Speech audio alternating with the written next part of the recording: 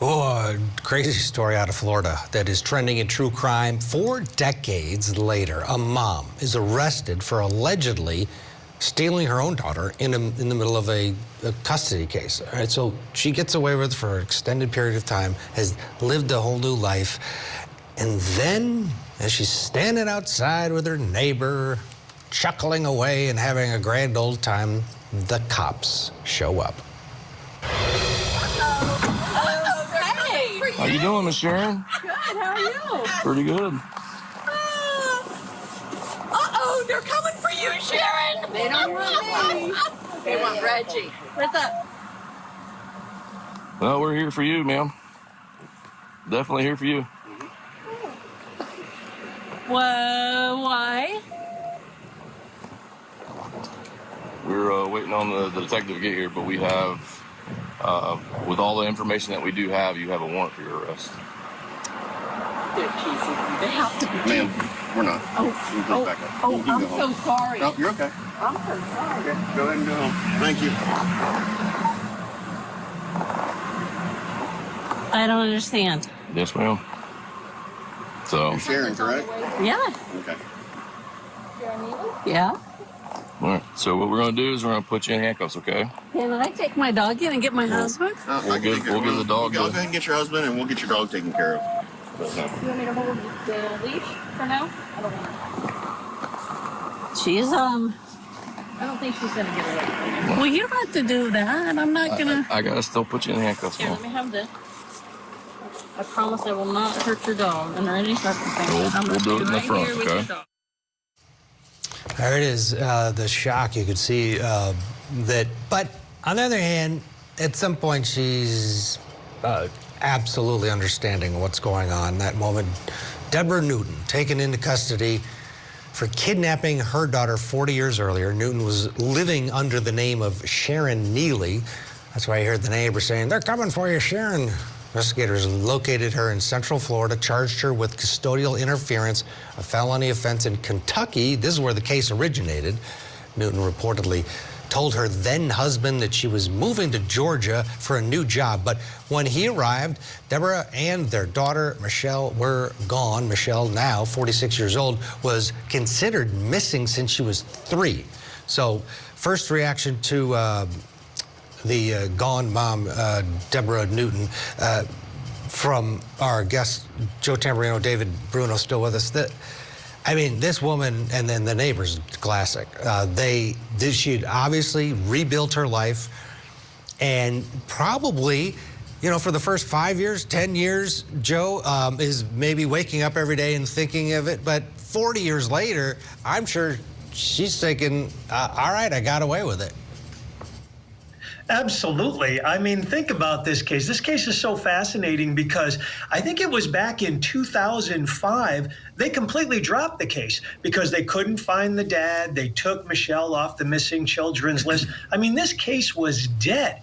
And then all of a sudden, earlier this year, there were some tips or a tip from someone who said, gee, I think this might be the mom who back in the 80s supposedly took the kid and ran away, you know, a parental rights violation. And then they put some things together and voila, they have it. I mean, it's amazing, but it does go to show you the power of social media and media in general. I mean, when people see things on the internet, on their phone, on their computers, sometimes it sticks in their head and they think, yeah, I remember something about this. It just jogs their memory. So it's really fascinating. Yeah, one person just said, you know, that lady kind of looked like, and boom, to your point, now this investigation is back on, and now it's been solved. David, long time has gone by. Prosecuting her, is that going to be a problem?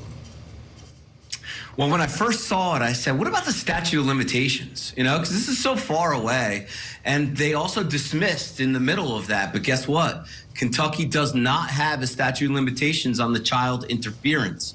So that's getting through that first technical hurdle. And it's also a range in a sentencing with 1 to 5 years. So it's so remote. I mean, it's gone by. The child is now 45 years old. So I wonder how prosecutors are going to prosecute this. What's going to be a reasonable disposition given the time that has gone by?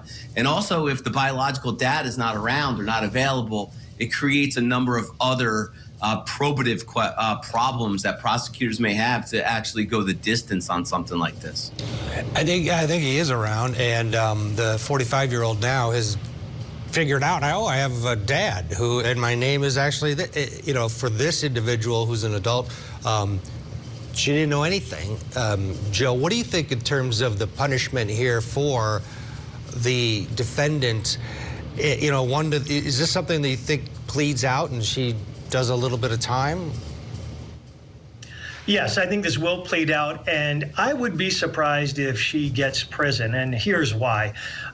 For all that we know, yes, she shouldn't have taken her child and avoided the father, but we don't know why she went. I mean, I would imagine in her defense, who knows, there's going to be something that she had to leave. Maybe it was an abusive situation. Who knows what the defense could be. But if what we find out through the litigation of this case is that her child lived a good life, that she provided for her, that she was a good mother other than doing this act, and everything was pretty normal for the past 40 years, I think it would be quite difficult for a judge to say, okay, I'm putting you in prison for 3, 4, or 5 years. So I think a case like this is ripe to be worked out, and I would be surprised if she got prison. So, David, to that point, will the 45-year-old be interviewed to find out her life, in terms of how, to Joe's point, how she was treated, how, et cetera, et cetera?